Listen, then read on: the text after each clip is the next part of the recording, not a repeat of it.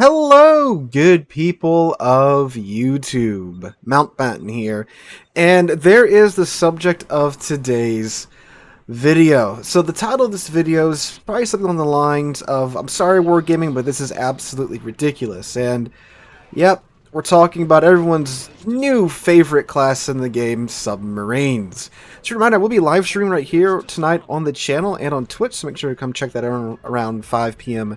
U.S. Central Time to about 8, 9 o'clock U.S. Central Time.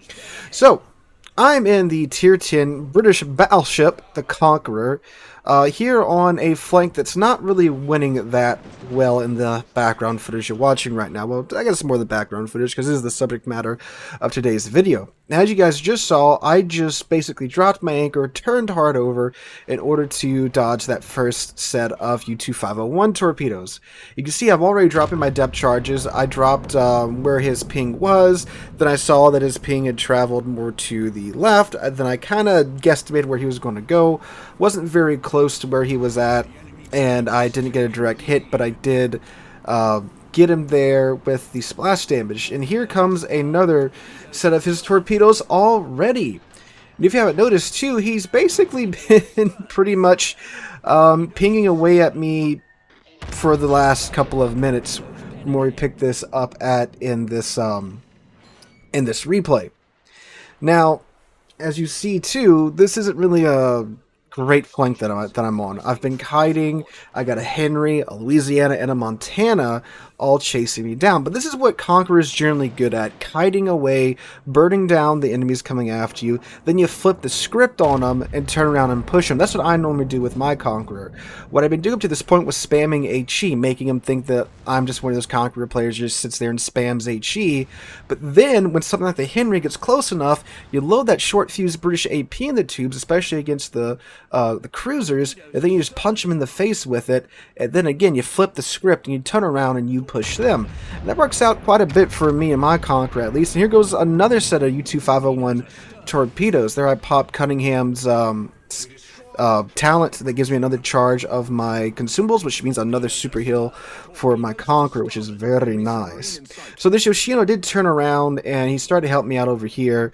So now, especially with his help, I'm turning around and I'm like, all right, cool, let's get this Louisiana down, let's get the Montana down.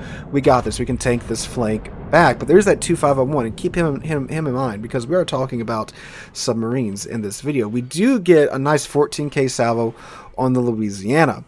Now, talking about submarines, this match right here is going to highlight one of my biggest gripes with submarines, and that is this current ping mechanic. I think it is a terrible mechanic at the moment, and you're going to get to see a very good example of why here in a couple of minutes.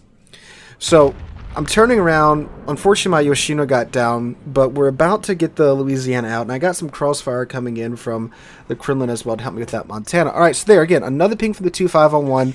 We get the Louisiana down, and I drop my ASW planes on whereabout-ish that U-2501 pinged from. More torpedoes coming in. Again, drop the anchor, turn hard over to dodge those, and again, I drop another ASW charge on whereabouts his ping is at.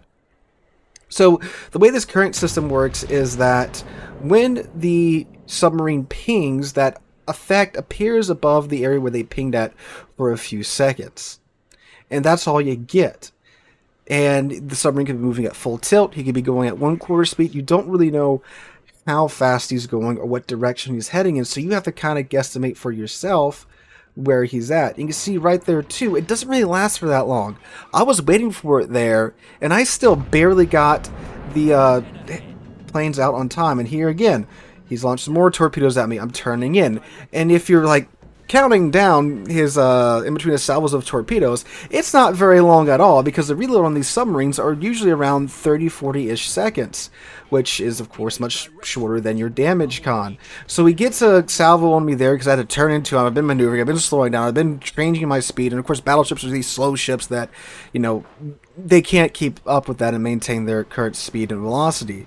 So even though he's right in front of me, and he's less than like 3 kilometers away from me, 4 kilometers away from me at that point, he's not spotted, by the way, because he's at periscope depth. So the spotting range is around like 2.5-ish kilometers, and even though he's right next to me, pinging me, he's still unspotted. So I drop a ASW plane there just to kind of keep his head down. But well, you'll see how this goes. And I got this Montana in my face too, and of course this isn't a very great position either. So look, more torpedoes are coming in. Again, I drop the anchor, turn the ship hard over, manage to dodge those torpedoes. And look, there's his ping. Look, that is literally like 4 kilometers away from me. The Montana's about 2 kilometers away from me. That's 4 kilometers away from me. He is pinging my ship and getting away with it. Naturally, because there's not much else I can do, I get sunk because of that. So, yeah, I'm sorry, but this is ridiculous.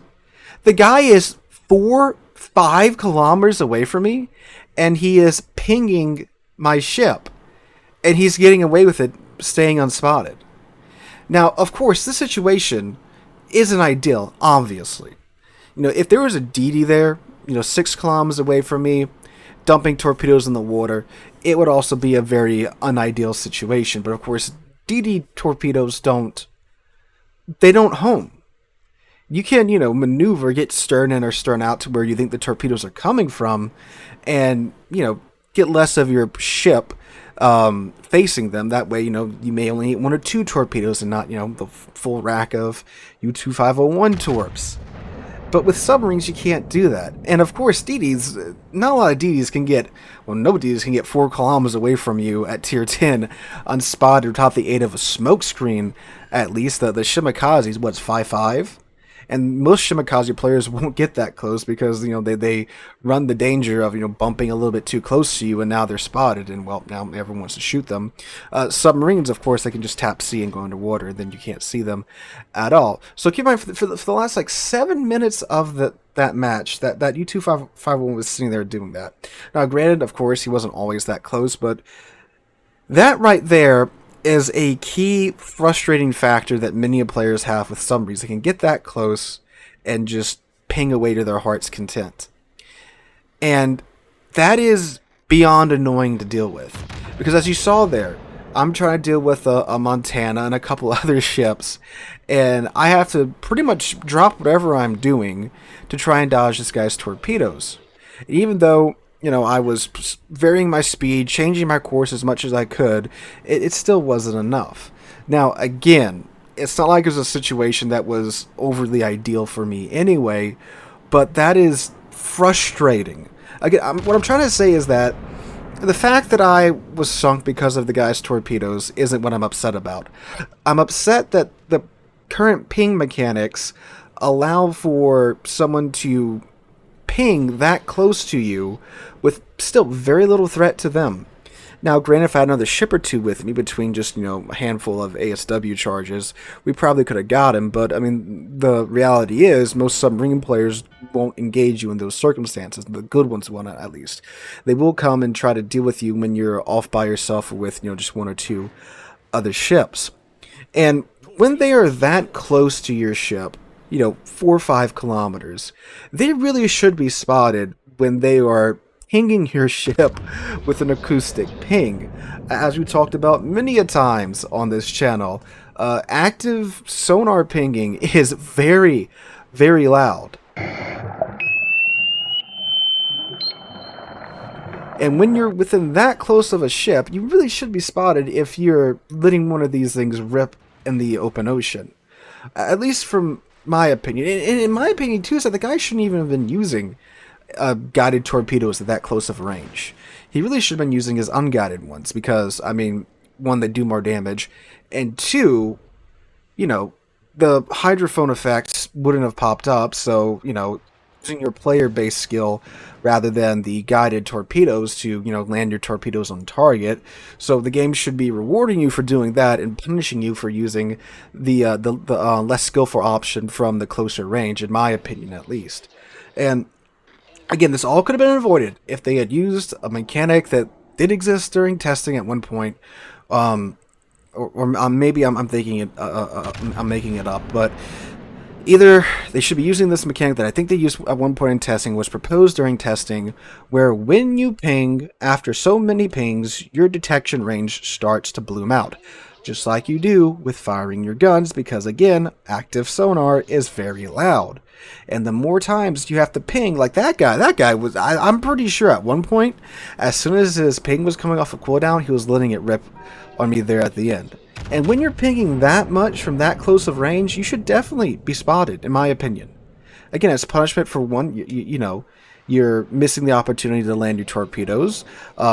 Two, as a reward for the target player for dodging all those torpedoes and managing to stay alive, even though, you know, you're freaking 5 kilometers away from him, launching homing torpedoes at the guy's hull every 40 seconds. I think that would have cut back a lot on the frustration that myself and other players have with submarines. And I'm you know, like I'm sure many of the more veteran players that are still around have kind of accepted that they're going to stay in the game.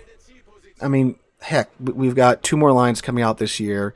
They've started to release premium submarines. They're obviously not going anywhere. But Wargaming, if you can cut back on these aggravating and annoying mechanics and refine them and make a more balanced experience and a less frustrating experience for everybody else, obviously that would be ideal. But that is not the case at the moment. So let me know in the comments down below. Have you guys have similar experiences? Do you guys agree with me? What other mechanics do you guys think should be implemented to help fix the situation with submarines at the moment? I know they're still in their 4-month period. I think that period should actually be coming to an end here pretty soon, where they said that no changes will be made to submarines within the first 4 months of their release. So again, let me know what you guys think in the comments down below. Again, come check out the stream here on Twitch and here on YouTube and on Twitch tonight around 5 p.m. U.S. Central Time tonight, and we can talk about this a little bit more if you guys so wish. Hope you guys have a wonderful Friday. If you did enjoy the video, make sure to drop a like and subscribe to the channel. Our way to 50,000 subs. Not those types of subs. I hope we don't get that many subs in the game. That'd be kind of oppressive. Anyway, guys, hope you guys have a wonderful Friday, wonderful weekend. Hope to catch you guys in the next one.